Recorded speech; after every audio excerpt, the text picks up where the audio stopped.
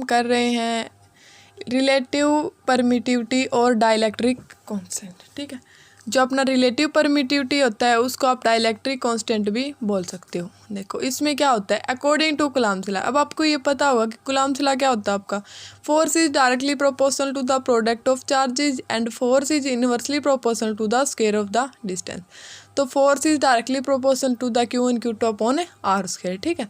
बाद में आप क्या करोगे, प्रोपोर्शनलिटी कांस्टेंट का साइन चेंज करोगे तो F is equal to K Q1 Q2 upon R square. जो K होता है वो क्या होता है आपका कांस्टेंट प्रोपोर्शनलिटी। जो K की वैल्यू होती है आपके पास वो क्या होती है 1/4πε0। According to Coulomb's law Q1 and Q2 are two charges. Q1 और Q2 क्या आपके पास दो charges separated by a distance R in vacuum is. आपने आर डिस्टेंस से क्या कर दिए, वो सेपरेट आउट कर दिए। इन वैक्यूम इज, जो वैक्यूम में आपकी फोर्स की वैल्यू होगी वो क्या हो गया, F0 is equal to 1/4πε0 Q1 Q2 upon R square, ठीक है। इसको आपने क्या ले लिया इक्वेशन फर्स्ट।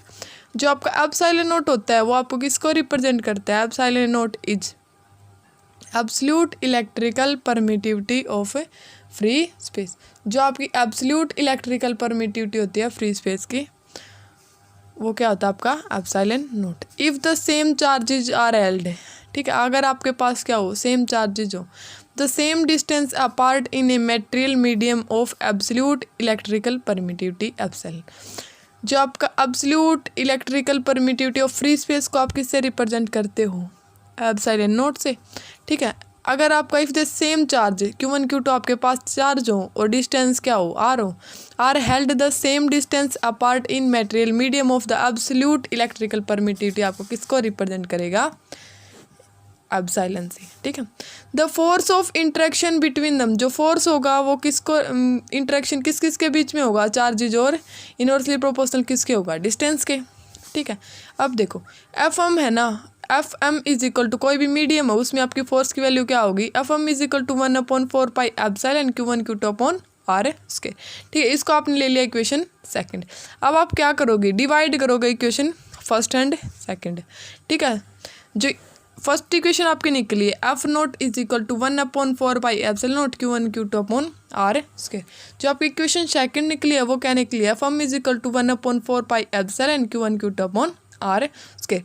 डिवाइड करोगे आप इक्वेशन फर्स्ट बाई सेकंड तो F0 बाई Fm की वैल्यू आपके पास क्या आ जाएगी, एप्सिलॉन अपॉन एप्सिलॉन नॉट, ठीक है, is equal to epsilon of r, ठीक है। एप्सिलॉन ऑफ आर क्या होता है आपका, एप्सिलॉन ऑफ आर आपका रिप्रेजेंट करता है और के जो आपका रिलेटिव परमिटिविटी या फिर आप उसको डाइलेक्ट्रिक कांस्टेंट भी बोल सकते हो, ठीक है।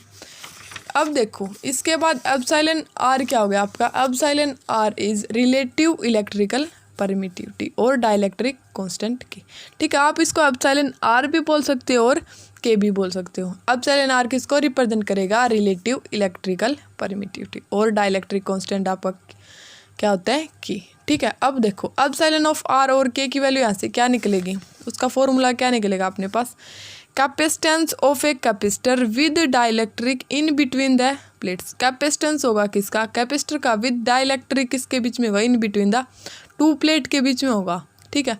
अपॉन में आपके पास क्या होगा, capacitance of the same capacitor with vacuum या फिर आप एयर वाली मीडियम भी यूज कर सकते हो, इन बिटवीन द प्लेट्स, ठीक है। रेशियो किसका होगा, capacitance of a capacitor with dielectric in between the plates upon में क्या होगा आपके पास है, capacitance of a capacitor in the same capacitor with vacuum और air in between the plate, ठीक है। एप्सिलॉन ऑफ आर आपको किसका रिप्रेजेंट करता है, जो आपके रिलेटिव इलेक्ट्रिकल परमिटिविटी होती है वो, या फिर आप इसको के और डाइलेक्ट्रिक कांस्टेंट भी बोल सकते हो, ठीक है। आप इसको एप्सिलॉन आर या फिर के से रिप्रेजेंट कर सकते हो, ठीक है। अब देखो इसका जो निकलेगा वो क्या निकलेगा, CM अपॉन C0, ठीक है। अब आप यहाँ से क्या निकालोगे, CM की वैल्यू निकालोगे तो आपके पास क्या निकल के आ जाएगी, K इंटू C0, ठीक है। जो C0 की वैल्यू हमने निकाली थी पैरेलल प्लेट कैपेसिटर में वो क्या निकाली थी, एप्सिलॉन A अपॉन D, ठीक है। K क्या होता है आपका डाइलेक्ट्रिक कांस्टेंट, उसको आप एप्सिलॉन R से भी रिप्रेजेंट कर सकते हो, ठीक है। जो आपने ए पार्ट किया था उसमें भी आपने डाइलेक्ट्रिक कांस्टेंट किया था, ठीक है। उसमें आपने ये वाली वैल्यू पढ़ी थी, एप्सिलॉन अपॉन एप्सिलॉन नॉट आपको किसका रिप्रेजेंट करेगा, एप्सिलॉन आर का, ठीक है। यहाँ से आप एप्सिलॉन नॉट और एप्सिलॉन आर की वैल्यू निकालोगे तो वो किसका इक्वल आ जाएगी, एप्सिलॉन से, ठीक है। तो epsilon r into epsilon naught आपके पास क्या आ जाएगा, epsilon not a upon D, ठीक है।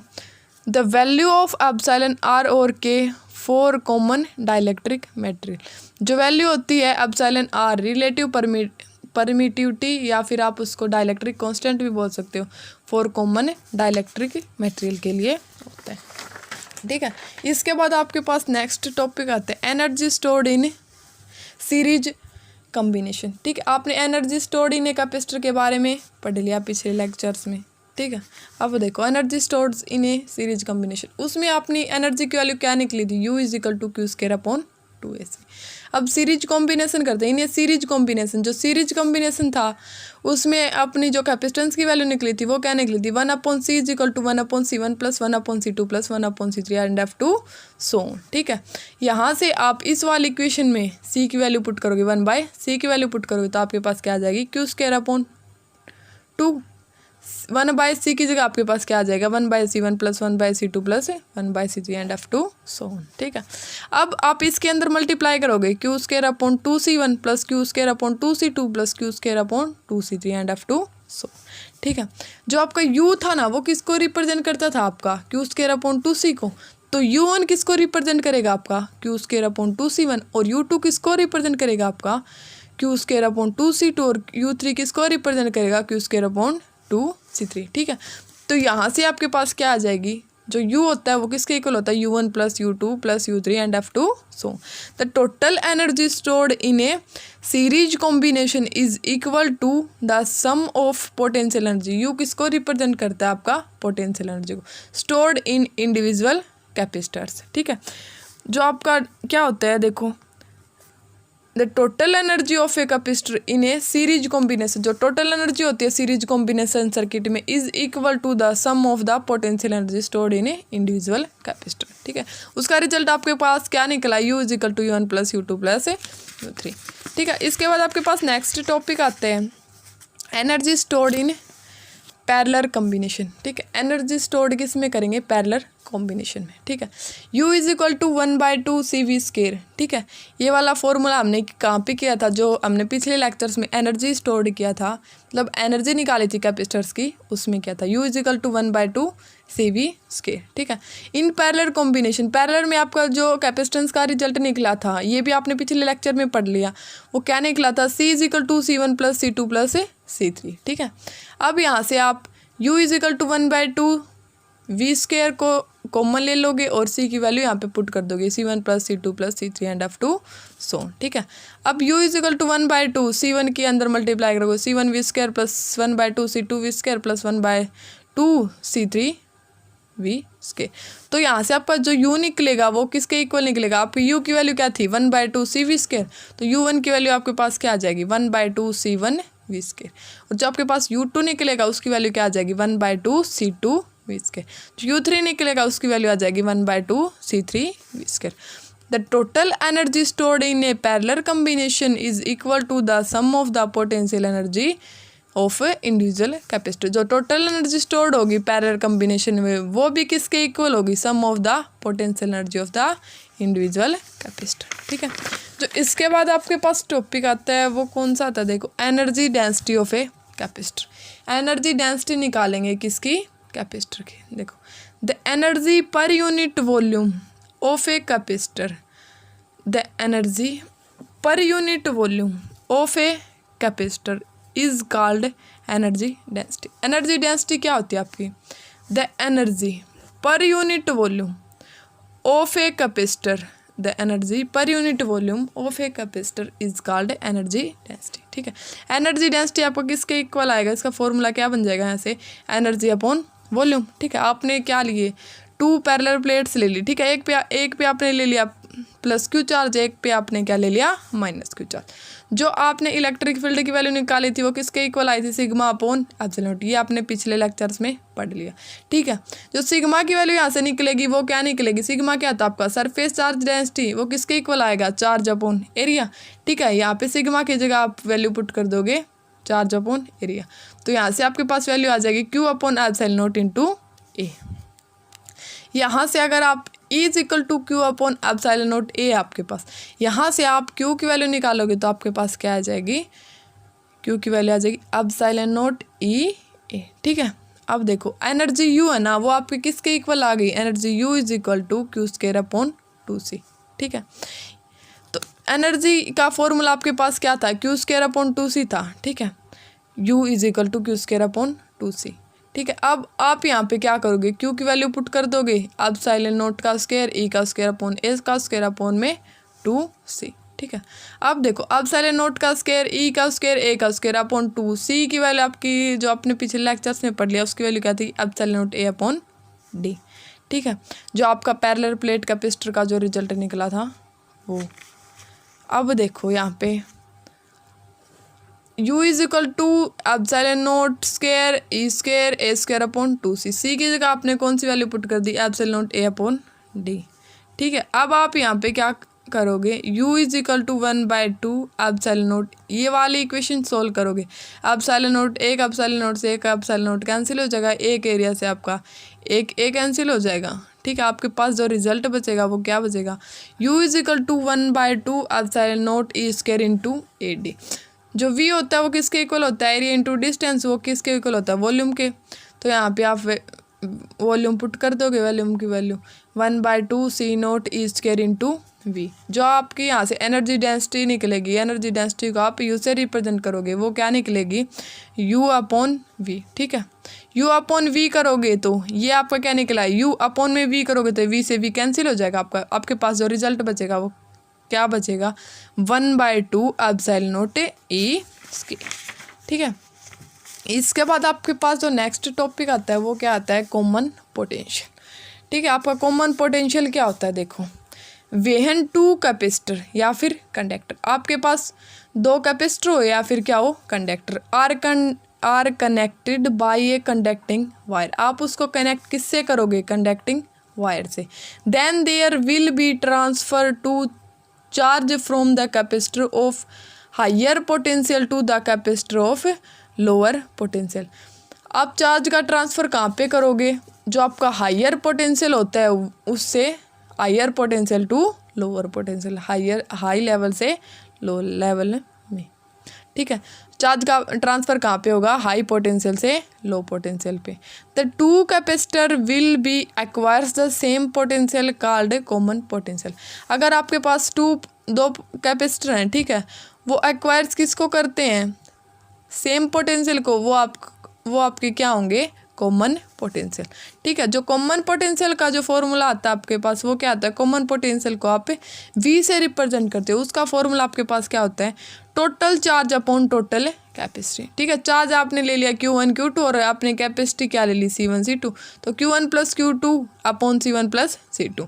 जो Q1 की वैल्यू आपके पास आएगी वो क्या निकलेगी, C1 V1, Q2 की वैल्यू आएगी वो क्या आएगी, C2 V2। इस वाले इक्वेशन में V is equal to Q1 plus Q2 upon C1 plus C2। इस वाले इक्वेशन में आप क्या करोगे, Q1 और Q2 की वैल्यू पुट कर दोगे, आपके पास क्या आएगी, देखो C1 V1 plus C2 V2 upon C1 plus C2। ये क्या होता है आपका कॉमन पोटेंशियल। ठीक है, इसके बाद देखो, इसके बाद जो आपके पास नेक्स्ट टॉपिक आता है वो क्या आता है, loss of energy on sharing of charge. ठीक है, लॉस ऑफ एनर्जी निकालेंगे जब आप क्या कर रहे हो, शेयरिंग ऑफ चार्ज। ठीक है, अब देखो इसमें सबसे पहले आपने क्या ले लिया, एक आपने ले लिया Q1 चार्ज, एक आपने ले लिया Q2 चार्ज। ठीक है, एक आपने ले लिया C1 कैपेसिटर, एक आपने ले लिया C2 कैपेसिटर, एक आपने ले लिया V1 जो आपका पोटेंशियल है वो, एक आपने ले लिया V2 पोटेंशियल। ठीक है, the energy of a capacitor, जो एनर्जी ऑफ ए कैपेसिटर निकलेगी वो C1 की क्या निकलेगी, 1/2 C1 V1 स्क्वायर। ठीक है, the energy of a capacitor C2, यहाँ पे जो एनर्जी ऑफ कैपेसिटर C1 की क्या निकलेगी, देखो C1 की निकलेगी, देखो उसमें कौन सा पोटेंशियल यूज हो रहा है अपना, V1। ठीक है, तो C1 की क्या निकलेगी, C1 is equal to 1/2 C1 V1 square. ठीक है, the energy of a capacitor C2, जो अपनी एनर्जी ऑफ कैपेसिटर C2 की निकलेगी वो क्या निकलेगी, 1/2 C2 V2 स्क्वायर, क्योंकि जो C2 आपका ना कैपेसिटर है उसमें आपका कौन सा पोटेंशियल यूज हो रहा है, V2। ठीक है, total energy before sharing of charges, जो अपनी टोटल एनर्जी होगी बिफोर शेयरिंग ऑफ चार्जेस वो क्या होगी, इन दोनों का क्या हो जाएगा sum. U1 is equal to 1/2 C1V1 square plus 1/2 C2V2 square. ठीक है, इसको आपने ले लिया इक्वेशन फर्स्ट। ठीक है, अब आप क्या निकालोगे आफ्टर शेयरिंग ऑफ चार्ज, जब आपने क्या कर दिया हो शेयरिंग ऑफ चार्ज, उसके बाद आपकी वैल्यू क्या निकलेगी, the capacitors acquires common potential V, जो कैपेसिटर एक्वायर करेंगे कॉमन पोटेंशियल वो कौन सा करेंगे V। Total energy after sharing of charges, जो टोटल एनर्जी निकलेगी आपकी आफ्टर शेयरिंग ऑफ चार्ज करने के बाद वो क्या निकलेगी, U2 is equal to 1/2 C1 plus C2 into V square.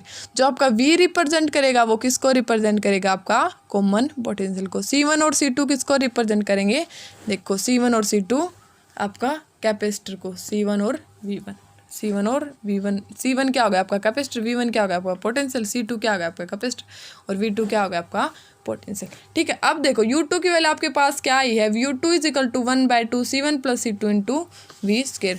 देखो जो V की वैल्यू अपने पास कॉमन पोटेंशियल वाला जो आपने पिछला टॉपिक किया था उसमें निकाली थी, V is equal to C1V1 plus C2V2 upon C1 plus C2।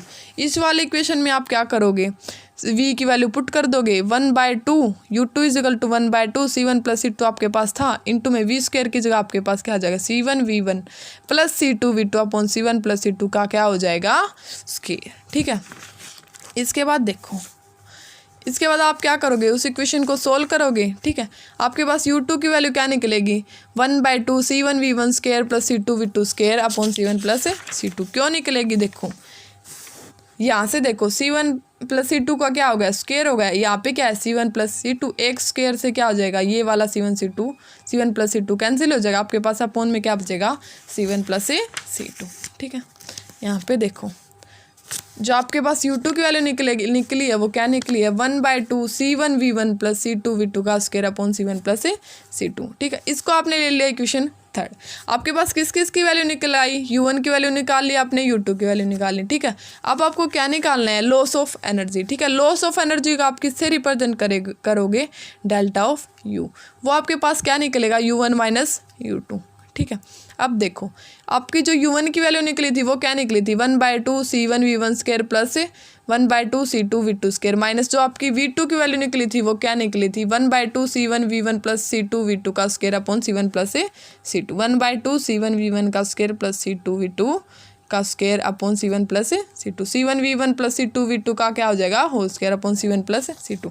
देखो आपने U1 और U2 की वैल्यू यहाँ से पुट की है, देखो जो आपका U1 की वैल्यू थी वो ये रही। ठीक है, ये वाली आपने पुट कर दी, और जो आपकी U2 की वैल्यू निकली है वो ये वाली निकली है। ठीक है, आपने ये वाली वैल्यू पुट कर दी, देखो आपने यहाँ पे U1 की वैल्यू पुट कर दी, आपने यहाँ पे U2 की वैल्यू पुट कर दी। ठीक है, अब आपने क्या किया, देखो जो नेक्स्ट स्टेप आया आपका उसमें आपने क्या किया 1/2।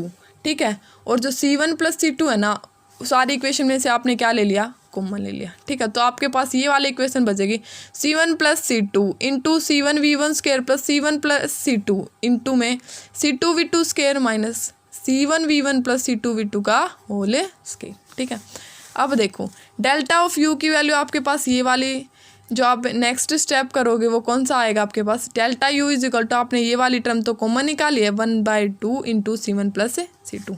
अब आप क्या करोगे इसके अंदर मल्टीप्लाई कर दोगे C1V1 square plus C1 C2V1 square. ठीक है, इसके अंदर मल्टीप्लाई करोगे तो आपके पास क्या आ जाएगी C1 C2V2 square plus C2 square V2 square. ठीक है, अब देखो इसका होल स्क्वायर खोलोगे आप C1V1 square plus C2V2 square plus 2C1 C2V1 V2।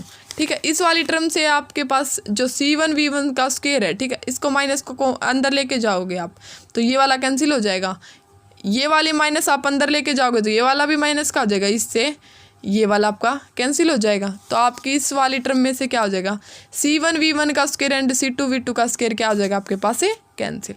ठीक है, जो आपकी जो इक्वेशन बचेगी आपके पास डेल्टा ऑफ U वो क्या बचेगी आपके पास C1 C2 upon 2 into C1 plus C2। ठीक है, इंटू में आपके पास क्या बचेगा V1 square plus V2 square minus 2 into V1 V2, ठीक है। तो ऊपर आपने क्या कॉमन ले लिया, C1 C2 इस पूरी इक्वेशन में से, ठीक है। नीचे आपके पास क्या था 2 × C1 + C2, ठीक है। अंदर आपके पास क्या बच गया V1² + V2² - 2 × V1 V2, ठीक है। तो आपकी डेल्टा ऑफ U की वैल्यू यहाँ से क्या निकल के आ गई C1 C2/2 × C1 + C2 into में V1 - V2 का स्क्वायर, ठीक है। ये क्या है आपके पास जो रिजल्ट निकला है वो क्या निकला है पॉजिटिव, तो ये क्या हो गया कि positive quantity. So there is loss of energy on sharing of charge, ये आपके पास निकली है वो क्या निकली है आपकी लॉस ऑफ एनर्जी, ठीक है। तो इसके बाद आपके पास नेक्स्ट टॉपिक आता है वो क्या आता है डाई इलेक्ट्रिक्स, ठीक है। डाई इलेक्ट्रिक आपके पास क्या होता है देखो उसकी डेफिनेशन देखो, it is a material which has no free electron, ठीक है। ये एक ऐसा मटेरियल होता है जिसके अंदर कोई भी फ्री इलेक्ट्रॉन नहीं होता। The electron are not free to conduct the electric current. Dielectric क्या होता है, it is a material which has no free electron, उसके पास क्या नहीं होता फ्री इलेक्ट्रॉन नहीं होता। The electron are not free to conduct the electric current, आपके पास कोई इलेक्ट्रॉन नहीं होता फ्री, तो वो क्या करेगा कंडक्ट करेगा किसको इलेक्ट्रिक करंट को। ए डाइलेक्ट्रिक में certain polar and non polar molecule, जो आपके डाइलेक्ट्रिक होते हैं उसमें आपके कौन कौन से मॉलिक्यूल कंटेन करते हैं, एक तो आपका पोलर मॉलिक्यूल और एक आपका नॉन पोलर मॉलिक्यूल। हंस डाइलेक्ट्रिक आर ऑफ 2 टाइप्स, जो आपके डाइलेक्ट्रिक्स होते हैं वो कितनी टाइप्स के होते हैं 2 टाइप्स के होते हैं। एक होता है आपके पास पोलर डाइलेक्ट्रिक्स, एक होता है आपके पास नॉन पोलर डाइलेक्ट्रिक्स। अब ये देखो कि आपके पोलर डाइलेक्ट्रिक्स और नॉन पोलर डाइलेक्ट्रिक्स क्या होते हैं। आपके पास जो नॉन पोलर डाइलेक्ट्रिक्स होता है वो क्या होता है, if the distribution of charge of the molecule is symmetric, जो आपका क्या होगा if the distribution of charge of the molecule is symmetric, जो डिस्ट्रीब्यूशन होगा चार्ज का वो क्या होगा symmetric. The molecule are called to be non polar molecule. Non polar molecule कौन कौन से होते हैं आपके पास, the if the distribution of charge of the molecules is symmetric, जो डिस्ट्रीब्यूशन ऑफ चार्ज का होता है वो क्या होता है आपके पास है सिमेट्रिक, वो क्या होता है आपके non polar dielectrics. For example H2N2O2, ये आपके पास किसके एग्जांपल हैं नॉन पोलर डाइलेक्ट्रिक्स के। ए dielectrics consisting of non-polar molecules is called non-polar dielectrics, जो आपके डाइलेक्ट्रिक्स कंसिस्ट करते हैं किसको नॉन पोलर मॉलिक्यूल्स को, वो क्या कहलाते हैं आपके नॉन पोलर डाइलेक्ट्रिक्स। इसके क्या क्या एग्जांपल होते हैं आपके पास H2N2O2। इसके बाद देखो जो आपका पोलर डाइलेक्ट्रिक्स होता है वो क्या होते हैं, if the distribution of the charge of molecule is not symmetric, जो आपके नॉन पोलर डाइलेक्ट्रिक्स होते हैं उसमें क्या होता है जो चार्ज का डिस्ट्रीब्यूशन होता है मॉलिक्यूल्स में वो क्या होते हैं सिमेट्रिक। बट जो आपका पोलर डाइलेक्ट्रिक्स होता है वो जो नॉन पोलर डाइलेक्ट्रिक्स होता है उसके क्या होता है अपोजिट। जब आपका पोलर डाइलेक्ट्रिक्स होगा वो क्या होगा, if the distribution of the charge of molecule is not symmetric, जो आपके पास डिस्ट्रीब्यूशन होगा किसका चार्ज का वो क्या होगा not symmetric. For example HCl H2NH3CO, ये आपके किसके एग्जांपल हैं पोलर डाइलेक्ट्रिक्स को। इट इज़ परमानेंट डायपोल, जो आपके पोलर डाइलेक्ट्रिक्स होते हैं उनका क्या होता है आपके पास permanent dipole and having dipole movement, जो आपका डायपोल मूवमेंट होगा इसका वो क्या होगा P = 2AQ, ठीक है।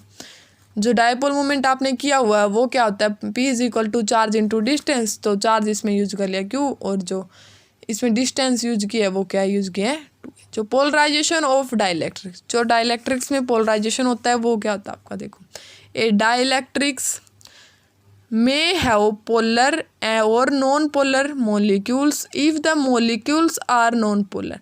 आपके डाइलेक्ट्रिक्स होते हैं उसमें आपके कौन कौन से मॉलिक्यूल होते हैं polar and non polar molecules. If the molecules are non polar, अगर आपके पास क्या होंगे मॉलिक्यूल्स आपके पास नॉन पोलर होंगे तो net dipole movement per unit volume of the dielectric is 0। जो नेट डायपोल मूवमेंट निकलेगा किसका डाइलेक्ट्रिक का वो क्या निकलेगा आपके पास से zero. But if the molecule are polar, अगर आपके पास क्या होंगे मोलिक्यूल पोलर होंगे तो even them in the absence of electric field all the dipoles at randomly oriented. अगर आपके पास क्या होंगे बट इफ द मॉलिक्यूल, अगर पोलर मॉलिक्यूल होंगे आपके पास इवन उसके उसमें क्या होगा absence of the electric field होगा, मतलब उसके अंदर इलेक्ट्रिक फील्ड नहीं होगा, तो आपके पास क्या होगा all the dipoles at a randomly oriented, जो आपके सारे डायपोल्स होंगे वो रेंडमली मूव करेंगे such that the net dipole movement per unit volume is zero. तो आपका net dipole movement per unit volume आएगा वो क्या आ जाएगा जीरो।